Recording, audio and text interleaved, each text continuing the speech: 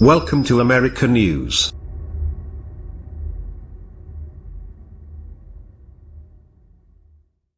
October 8, 2017. As French President Emmanuel Macron continues his push for a stronger EU, it's becoming very clear that his agenda is a traditionally right-wing, pro-business agenda, says author and journalist Laura Raim. Laura Raim is a freelance journalist based in Paris. She writes for radical publications such as Le Monde Diplomatique, Regards, La Revue du Crieur and Horserie. She is the co-author of Casser l'Europe pour sauver l'Europe, Les Liens qui librent, 2014. Transcripts Harmony Peris. It's the Real News Network. Im Charmini Paris, coming to you from Baltimore. Less than 5 months after being elected President of France, Emmanuel Macron has already plummeted in popularity polls. He has plunged 22 points since the first IFOP poll published 3 months ago, when he enjoyed a rating of 62%, just after his May 7 election. Some polls have him as low as 40% in popularity. Is this due to his domestic policy, or his vision for Europe? The young president won the election against Eurosceptics on the right and the left, and promotes an agenda of strengthening the European Union. President Macron spoke last week about his vision for post-Brexit Europe. Let's have a listen. Translator Europe, too, is an idea carried by optimists, visionaries, an idea which we need to reappropriate for ourselves again and again, because the most beautiful ideas, those that drive us forward and improve the human fate, are always fragile, and Europe will only live through the idea of it that we have. It is up to us to make it stronger, more meaningful, and not be obsessed with the given format that history has given it, because the format will change, but the idea remains. SHARMINIPERIS. To discuss Macron and his views is Laura Raim. SHE is a freelance journalist based in Paris. She writes for radical publications, among them, Le Monde Diplomatique. She is the co-author of the book Casser l'Europe pour sauver l'Europe. Thanks for joining us, Laura. Laura Raim. Thanks for having me. SHARMINIPERIS. Laura, let's start with why the popularity of President Macron is in the decline, and is it related to his policies towards Europe, or is it his domestic policy? Laura Raim. I'd say it's primarily for his domestic policy. Macron campaigned saying he was neither left nor right. He was very vague with his promises. He was just talking about enthusiasm, and being modern, and being progressive, and he was never very clear on his very pro-market policies. Now it's appearing very clearly that his agenda is a traditionally right-wing, pro-business agenda. SHARMINIPERIS. Now, it appears that there is a lot of labor unrest, and there's been a lot of protest against Macron's policies, particularly towards workers. Give us a sense of what that unrest has been about, and how this has contributed to his decline in popularity. Laura Raim. Well, the first thing people are very angry about is the anti-democratic nature of the way HE's doing things. Macron has said that democracy is not in the streets, when in fact, his own legitimacy as a president is very weak. The final draft of the labor laws were passed without any debate in parliament, so the government has introduced them by executive order. We should also be reminded the president himself was elected by only 43% of registered voters, and of those voters, only 43% voted for his program. The main reason they voted for him was as a default, as a barrier against the risk of a Marine Le Pen fascist, far-right government. So, his own legitimacy is, from the beginning, very weak. SHARMINIPERIS. So, Laura, what's in the decree that people on the streets are protesting against, and what is the policies of the Macron government, in terms of pursuing this decree? Laura Raim. The idea behind these reforms is to say that France needs to dismantle its worker protections, to make France more competitive, and to make it more flexible, in order to tackle unemployment. This is completely untrue. All of the terms of the sentence are untrue, because he recently showed that the level of productivity of the German and French economies is almost identical, as measured in terms of GDP per hour worked. France does not need to be more flexible. It's very easy to fire employees today. Companies do it all the time. And, most of all, the OECD studies recognize that there is absolutely no correlation between more flexible labor laws and less unemployment.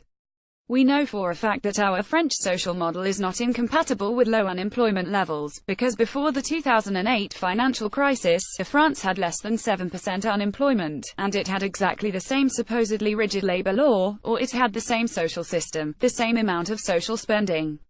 So, it has nothing to do with unemployment. It's appearing very clearly to everybody that unemployment is just an excuse to move forward, and simply give more power to companies to impose whatever helps them make a bigger profit, and to strip workers of rights that enable them to have a say on their working hours, or working conditions, and have, basically, decent working hours.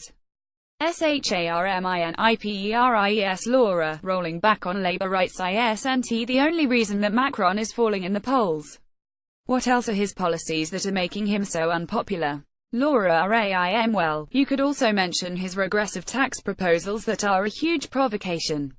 He's basically proposing €4 million tax cuts for the wealthiest 10%, while also at the same scrapping housing aid to all students, taking away €5 per student. It's symbolic, but it's important. People are very angry by this. Another symbol is that, in France we have a special wealth tax called the ISF, and HES reforming that too, and HES excluding yachts and private jets from this wealth tax. HES excluding also anything shared, company shares.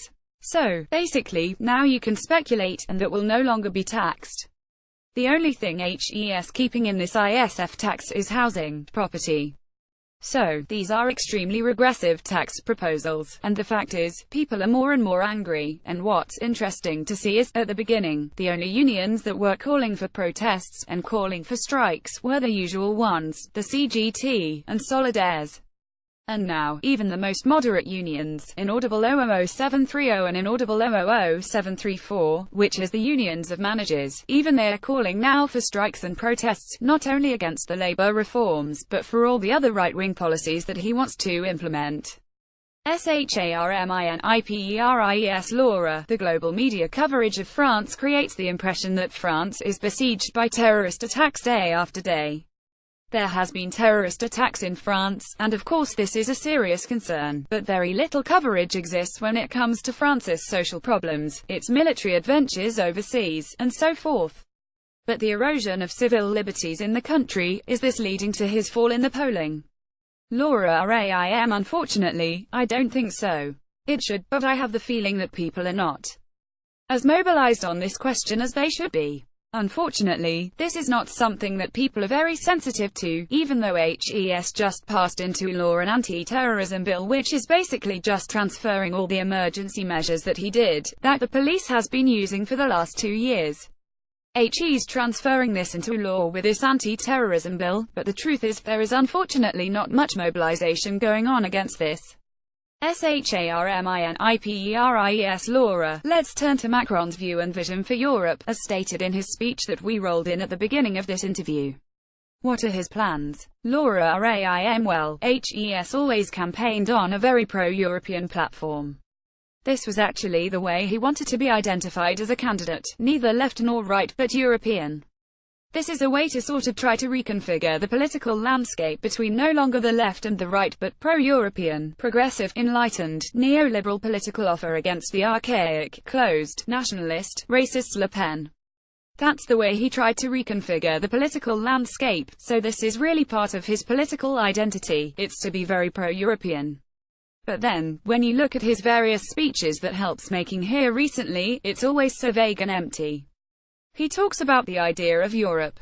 In the extract you just showed you can hear words like the idea, optimism, strong, meaningful, but we never know exactly how HES going to address the real problems that have been plaguing Europe for the last 30 years, the fact when he says nothing about. He says the words democracy, sovereignty all the time. He says the right words, but he says nothing about how to actually address the problems that have been plaguing Europe for the last 30 years. Nothing about the fact that Europe is profoundly anti-democratic. The fact that all the decisions are being made by non-elected bodies, the Central Bank, the European Commission. The fact that the single currency has always been completely flawed, has never managed to set the intuitions of the common budget.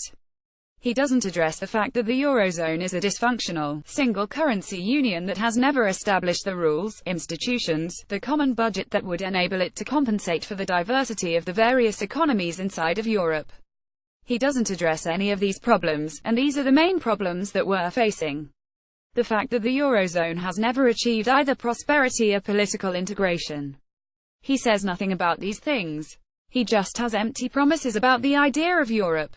SHARMINIPERIES Laura, thank you so much for joining us today. Laura RAIM, thank you.